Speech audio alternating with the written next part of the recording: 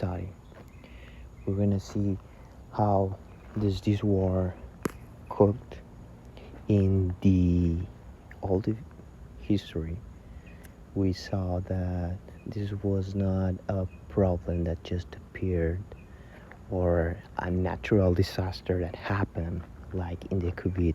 This crisis was planned and have a lot of time that were happening little by little.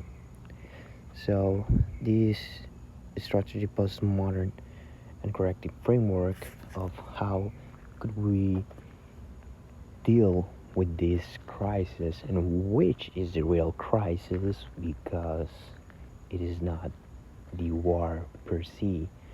So in the context, we're gonna analyze all this intersection of the global trade, the military action, and the moral responsibility. So we're trying to deconstruct this systematic failure and look for the real causation of the problem of this crisis. So we are going to start with the foundation of the crisis, which is, it basically starts with the petrodollar legacy. The U.S. economy relied on the oil post World War II, and the Persian Gulf is where all this oil was coming from to the USA, and all these transactions were occurring in US dollars. So the economy in that time were booming because all these structure of hegemonical country that were the United States. So then we got this other pillar, which is the Hormuz Strait, that this is where the global maritime trade networks are exceptionally fragile because there is no other route where the ships can go. These networks were localizing at Iran, which was a threat. This was threatening for the collapse of this interconnected global energy. As Peter Sahan says in his book, the end is just the beginning. And then we got this three pillar of the deglobalization shift. We're changing from a world that was interconnected and you can go to China to buy something and sell it in the US, or as me as a Mexican can go to trade wherever I want with no restrictions. It's coming to an end. And the US gradually withdraws from his role as a global arbitrator into the regional conflict escalate rapidly without the standard or diplomatic safety nets, because we saw that all these international organizations just were nothing, fairy dust. It doesn't exist at all because they were funded by the US government. So they were basically owned by the US government. And if the United States doesn't want something, they just don't have nothing to stop them. We saw that the international laws and diplomatic organization were just a lie. So, trying to define this core ethical dilemma, this primitive military strike justified the global stability and prevent a nuclear threat despite the guaranteed loss of human life. So we have the plan A, which is primitive military action, all these trade-offs, preserve hegemonic control and global energy flow, guarantees bloodshed, and violates the national sovereignty, which is something that Iran is trying to claim in these deals that are trying to get into. And we have the plan B, which is the diplomatic neutrality, which is a path that is more ethically, that preserves the human life in the short term, because this is not like COVID. This is something that we can decide to do or not. So we can use these contingency plans, but not in just to wait. This risk emergency of nuclear armed state and several global economic collapse that sometimes they're not real at all. So we got this historical verdict that the US ultimately selected Plan A and prioritizing the security of the macro global system over the sanctity of localized human life. And here's when we start seeing the compounding decision-making effects. So we have the economic stressors, decades of strict USA sanction crippling the Iran economy, generating intense social unrest and regime instability. Political ideology, the totalitarianism posture of the Ayatollah regime, and the total lack of democratic dialogue exacerbated internal and external sanctions. And there's where we start seeing this economic collapse of Iran. And there's a lot of stuff with the people inside Iran, because the Iran government doesn't care about the Iran people, which is something that we don't usually see. So if we rely on the utilitarianism, we can think that maybe this justifies all the struggle, all the war. But then there's this communication breakdown, where this complete institutional isolation between the US and the Iranian intelligence create this dangerous effect that is the isolation. So this is what caused that in January the mass protest, and later on these domestic uprising signs forced that the Iranian regime into the corner, leaving the global supply chain disruptions as their primary leverage tool against the West.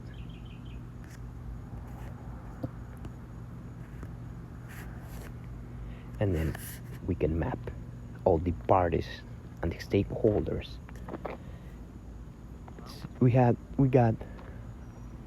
at the final circle the US Department of Defense and the military forces. These are direct participants executing lethal operations. This is the people that are providing the arms and are providing the tools so the war can come over. And then we got the global energy markets until the volatile oil prices goes up. And then we got the inner orbit, the operators, these US Departments of Defense and the Iran military forces, these direct participants executing lethal operations. So this is like an onion, and we can start getting all these problems until we get in the real epicenter of all this lethal stuff that is going on. So then in the other side we got this middle orbit of the beneficiaries, these defense contracts like Boeing, Lockheed Martin, and global energy markets that were obtaining money from the war directly by contracts. And in the other orbit, these projects of cost of the community people, which are the global community and civilians, citizens, bearing the immediate burden of inflation, fear, and direct causalities. And then we can see this comparison against the stakeholder influence and the consequence of symmetry. We can see that if we got a lot of power of the side by the US government and the consequence of the impact felt, the government has a lot of power to decide and no consequence of the impact felt in the short term, because Donald Trump got the lowest rate of acceptance in this period of time, becoming the president that is less wanted, less preferred in the USA and even the history. So we got a president that is not liked in his country, and then we got a war that is not liked at all too, and then we got these middle term elections which can affect the Donald Trump government. So a lot of power and low impact in their decisions make that this combination of the government and the military contractors, they engineer the decisions and reap financial rewards while facing minimal physical or economic risk. And then we got the people, the civilians, not just the US civilians, which are the ones that have more power. But we're talking about the Europeans, the people of Dubai, Oman, of the nearby places, that they possess zero voice in the conflict, but they suffer directly through the causalities and the economic ruin that caused this war. So the diagnosis here is that the fundamental ethical failure and the crisis is rooted in the structural asymmetry. Those with the power to wage war are entirely insulted from the human caste. And then we can evaluate the decisions by the first lens, which is the utilitarianism. The framework of this utilitarianism focuses on the consequences, doing the greatest good from the greatest number. And these positive outcomes, temporarily held by potential nuclear development, secured critical global oil routes for the Western powers. These are the positive outcomes. This is what US is wanted, what is sell for the people. And then we got the negative outcomes, which are the worst, the massive loss of human life, primarily from Iran people, and the billions of dollars spent with zero return of investment for the average people in the USA. And we are not talking about the people of the world. So this separate global economic instability caused a lot of damage to common people, and this has sparked a cycle of retail tolerate evil. At the end, this is not ethical. The immense cost of blood and capital far outweighs the localized systematic security benefits. And in another lens of the decision, the categorical imperative, this framework of deontological ethics demands coin that inherently right, regardless of the consequences, treating humans strictly as ends and never merely as means. These analyses of rightness or wrongness, the US decision utilizes military force and human lives, civilians and soldiers, entirely as expensive tools and not just their own people. We're not talking about the European people, the Dubai people, and all the war that was affected by this war too. And we're not tools. This is just to secure macroeconomic and the geopolitical objective. This is the end that they were looking. At the end, this is not ethical. The perspective of this is also not true. This primitive strike fundamentally violates the duty to respect human dignity. If preventing war for economic security became a universal law, the global order would immediately collapse into a permanent warfare. This is not what we're meant to do. This technical framework, we got to correct this action. How can we do better? How can we progress in the world? We got this first step of utilitarian analysis, which we can identify and get clear this action that is proposed with the issue under consideration. Then specify. We gotta map all the entities and individuals who might be affected by the action beyond the immediate participants. Then determine the consequences and map the possible outcomes as positive and negative for all specific parties. And then we got this summation. We can weigh all the goods against the total bad to ensure the action that's mathematically maximizes the overall benefit.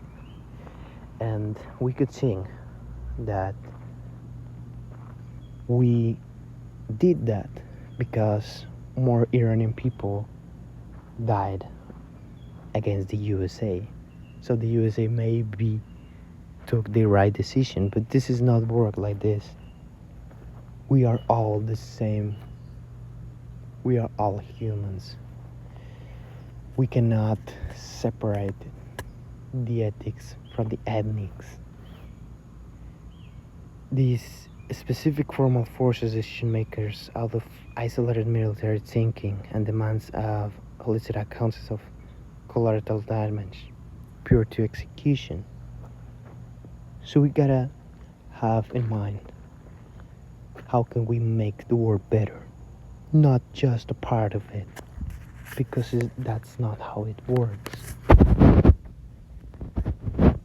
Applying the framework in the first and the second step, we got this corrective action.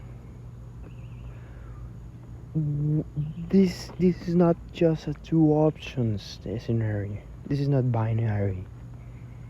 This is not about the strike or not striking.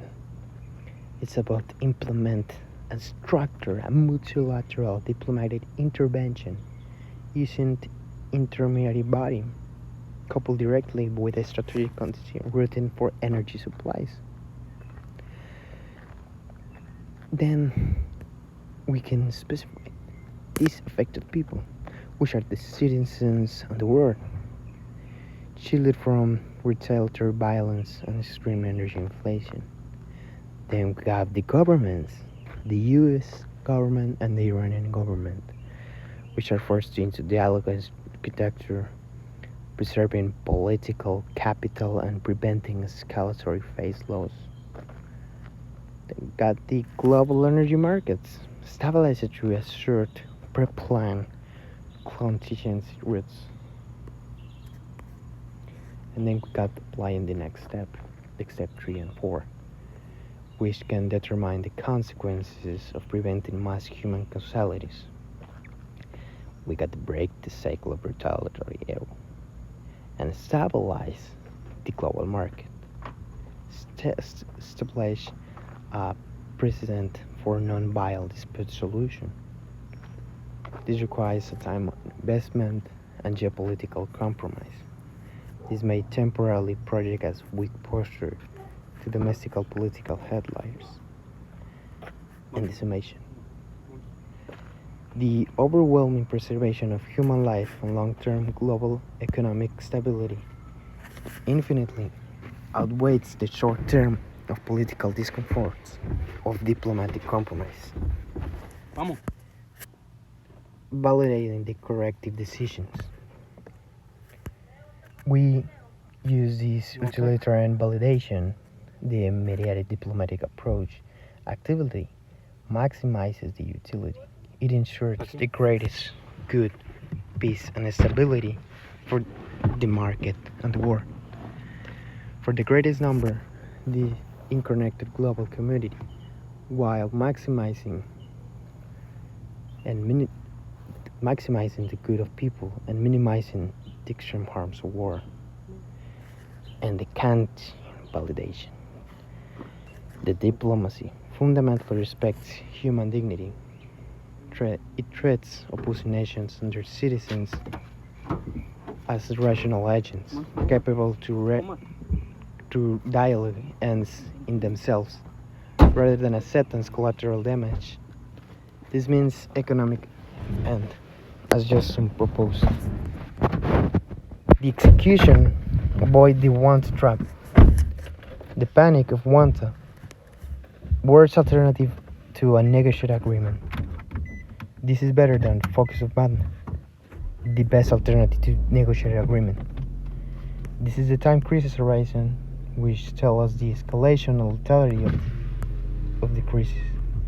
The recommendation of the negotiators must maintain focus on the shadow of the future, rather than acting of the immediate crisis panic. The execution established binding frameworks to force a strategic focus on the best alternative negotiated agreement, rather than raising defiancy out of fear of the most alternative.